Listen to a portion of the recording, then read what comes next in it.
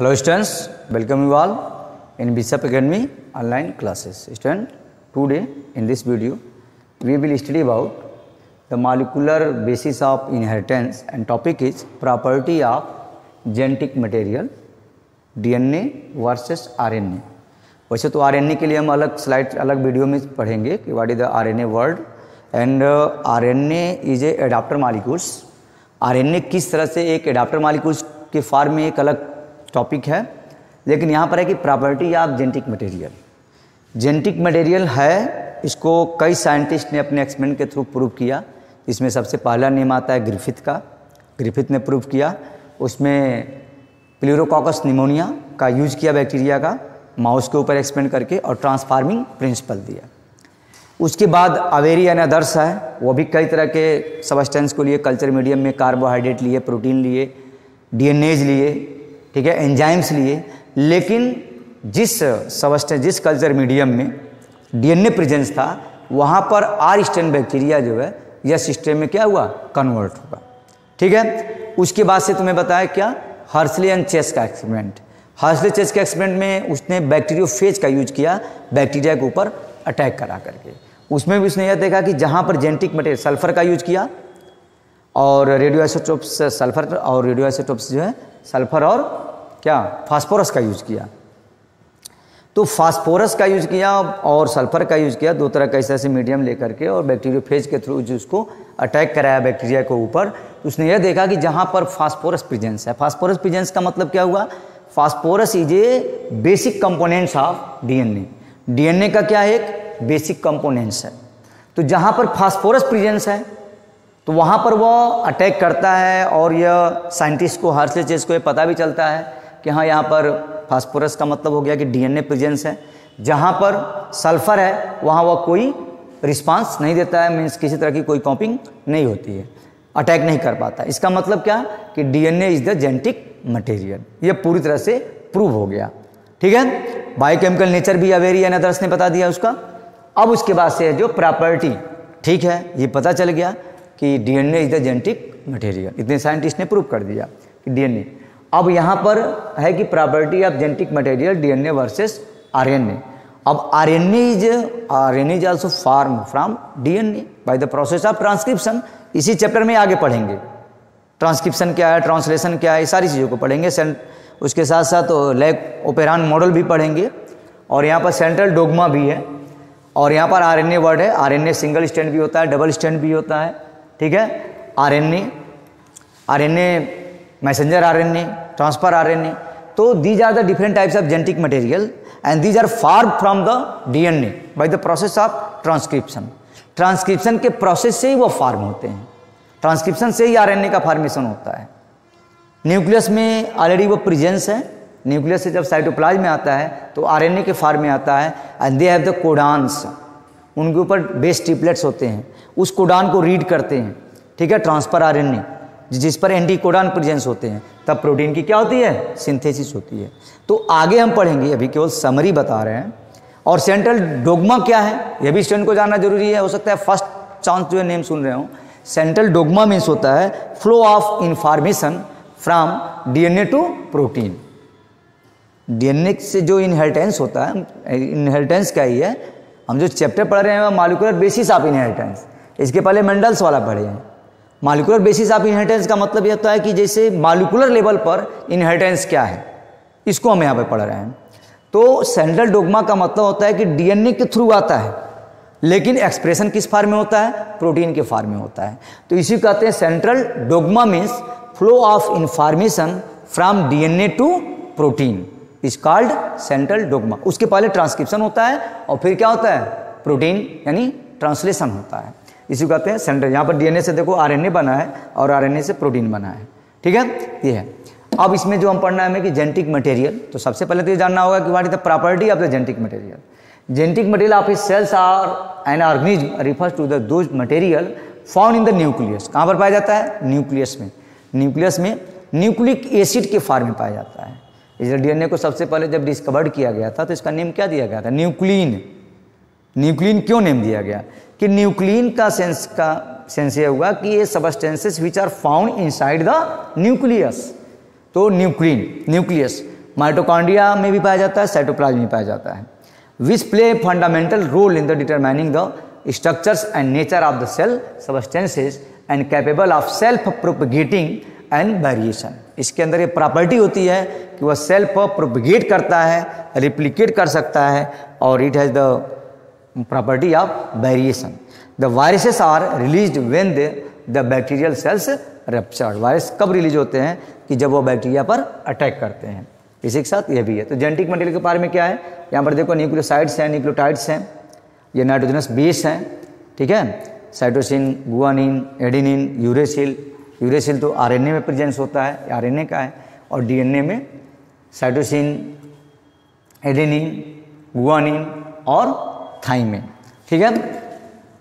Requirement for genetic material, इसकी requirement क्यों है, जेनेटिक मटेरियल कैसे है, यह सबसे मेन है कि मस्ट कैरी द इन्फॉर्मेशन को कैरी करता है from parent to offspring, cracking the genetic code, और जेनेटिक कोड को क्रैकिंग करता है, क्रैकिंग का मतलब कोड को रीड करता है, which are present on messenger RNA.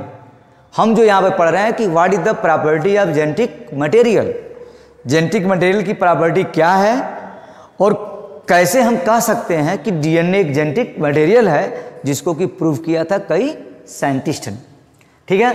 एक और है मस्ट सेल्फ रिप्लिकेट, उसके अंदर प्रॉपर्टी वो की है कि रिप्लिकेट करता है, डीएनए रिप्लिकेशन पढ़ेंगे पूरा डिटेल, एक अलग टॉपिक्स में पढ़ेंगे, अलग वीडियो में पढ़ेंगे इसी चैप्टर में। Must allow for information change, changing भी होती है। चेंजिंग का मतलब म्यूटेशन, म्यूटेशन का सेंस क्या होता है, sudden and inheritable change in genetic material is called mutation. अचानक से कोई कैरेक्टर नया आ गया तो वो क्या है, म्यूटेशन। और must govern the expression of the phenotype, gene function को भी एक्सप्रेस करता है। Identification of genetic material, the process of identification of genetic material begins in 1928 with experiments of the Griffith, ये तो सब बता चुके हैं, and conclude the 1952 with the study of the Hershey and Chase. Hershey और Chase उसको शुरू किया था ग्रिफिथ ने, और पूरा कंक्लूजन आ गया हर्सले और चेस के एक्सपेरिमेंट के थ्रू कि DNA is the genetic material. Between these two experiment other 3 scientist, उसके अलावा भी 3 साइंटिस्ट जिसके बारे में जैसे बताएं, Avery, MacLeod and McCarty, were did an experiment to identify the genetic material. इसका एक्सपेरिमेंट हम अलग अलग बता चुके हैं सबका, ठीक है। आइडेंटिफिकेशन वही चीज़ यहाँ पर भी है, इसको नोट्स के रूप में लिख लेंगे। In the very early days of the investigation of the genetic phenomenon, it was thought that the biological material could arise spontaneously, spontaneously माने अपने आप जो हो जाता है, spontaneous, for the decaying matter. However this believe was the later disproved. इसको यह चीज़ें डिस्प्रूव्ड हो गई। पहले यह सोचते हैं कि बायोलॉजिकल मटेरियल अपने आप हो जाता है, स्पॉन्टेनियसली हो जाता है। इवोल्यूशन पढ़ेंगे, अब तो स्टूडेंट को पूरा सिलेबस पढ़ना है, उसमें इवोल्यूशन में दिया है कि स्पॉन्टेनियस थियरी भी थी इवोल्यूशन में। वहाँ पर साइंटिस्ट ने बताया कि आर्गेनिज्म जो है अपने आप उत्पन्न हो जाते हैं। उसने बताया कि नाइल रिवर है, जो नाइल रिवर में जो है एलिगेटर्स, क्रोकोडाइल्स अपने आप ओरिजिनेट हो जाते हैं, लेकिन ऐसा कहीं कुछ नहीं था। वह थियरी क्या हो गई, डिस्प्रूव्ड हो गई जब मॉलिक्यूलर जेनेटिक्स आ गया। However this believe was the later disproved through a series of experiment in which it was shown that no organism developed in the sealed flask containing or boiled organic matter। boiled organic matter है, वहाँ से कोई organism जो है originate नहीं हो सकता। अब जेनेटिक मटेरियल की प्रॉपर्टी क्या होनी चाहिए, ठीक है। The full role of the genetic material must be several criteria. पूरा थोड़ा सा क्लियर नहीं आया है, लेकिन जो बोल रहे हैं उसको ध्यान से सुनेंगे।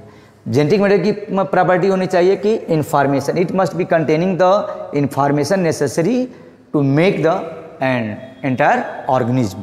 मतलब इसके अंदर प्रॉपर्टी होनी चाहिए कि वह इंफॉर्मेशन को एक जनरेशन से दूसरे जनरेशन तक पहुंचा सके। दूसरा है transmission, it must be pass from parent to offspring. Replication, replication DNA की सबसे मेन प्रॉपर्टी होती है, mean it has the property of replicate, अपने ही जैसे रिप्लिकेट करके बनाना। जैसे यहाँ पर देख सकते हैं, यहाँ पर डीएनए रिप्लिकेशन अलग से पढ़ेंगे, लेकिन एक आइडिया स्टूडेंट्स के माइंड में आ जाना चाहिए रिप्लिकेशन क्या है। डीएनए की डबल स्ट्रैंड चेन है 5 × 3 से, और इसी चेन से देखो जब यह रिप्लिकेट किया है, यहाँ पर एक रिप्लिकेशन फॉर्क भी बनता है। वो जब रिप्लिकेशन का पूरा डिटेल पढ़ाएंगे तो उसमें बताएंगे, लेकिन वही है। एक डायरेक्शन ऑफ सिंथेसिस यहाँ पर है, एक लैगिंग स्ट्रैंड होता है और एक लीडिंग स्ट्रैंड होता है, ठीक है। लैगिंग स्ट्रैंड और लीडिंग, इसी को कंटिन्यूस और डिसकंटिन्यूस भी कहते हैं। तो लैगिंग स्ट्रैंड और लीडिंग स्ट्रैंड या डायरेक्शन ऑफ सिंथेसिस देखो दोनों का है, इसकी सिंथेसिस इस साइड से होती है और इसकी सिंथेसिस इस साइड से होती है। तो जो ये लैगिंग स्ट्रैंड होता है बीच बीच में गैप बना रहता है, इस गैप का भी अलग से नेम है क्या, ओकाजाकी फ्रेगमेंट्स। लेकिन डिटेल पढ़ेंगे किसमें, डीएनए रिप्लिकेशन में। थोड़ा सा बस आइडिया दे देते हैं यहाँ पर। यहाँ फार्क का फॉर्मेशन दिया है लेकिन फार्क का बनाया नहीं है।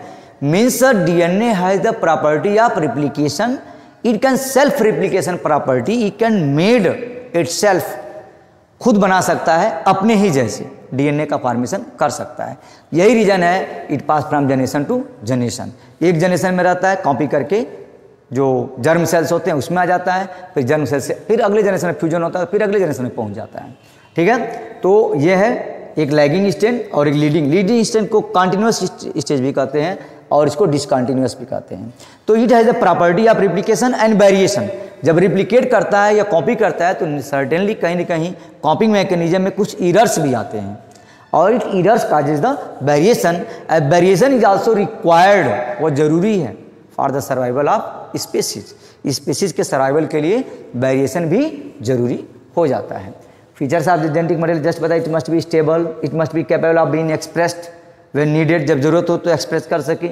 It must be capable of accurate replication, it must be transmitted from parent to progeny without changing. यह प्रॉपर्टी होनी चाहिए किसकी, जेनेटिक मटेरियल की। हम जो यहाँ पे पढ़ रहे हैं कि what is the specific features of the genetic material, या व्हाट वुड बी, क्या होना चाहिए, what should be the characteristic features of genetic material. ठीक है, यहाँ पर डीएनए और आरएनए में डिफरेंस भी है। यहाँ पर डीएनए का स्ट्रक्चर भी है, बेस पेयर्स होते हैं, शुगर फास्फेट का बैकबोन्स होता है, एडेनिन है, थाइमिन है, गुआनिन, साइटोसिन। यहाँ पर डीएनए वेरी स्टेबल मॉलिक्यूल्स है, does not destroy even on heating. Heating पर डिस्ट्रॉय नहीं होता है, लेकिन हीटिंग देते हैं तो बीच के बांड हाइड्रोजन बांड टूट भी जाते हैं, क्योंकि वीक हाइड्रोजन बांड न्यूक्लियोटाइड की चेन में होती है। आरएनए रिएक्टिव होता है, अनस्टेबल मॉलिक्यूल्स होता है, ये चेंज होता रहता है, अनस्टेबल है। Stability due to the presence of thymine की वजह से इसमें स्टेबिलिटी पाई जाती है, और यह अनस्टेबल होता है due to the presence of uracil. ठीक है, okay students, thanks. If you have any doubts you can contact me on Google Classroom. Okay.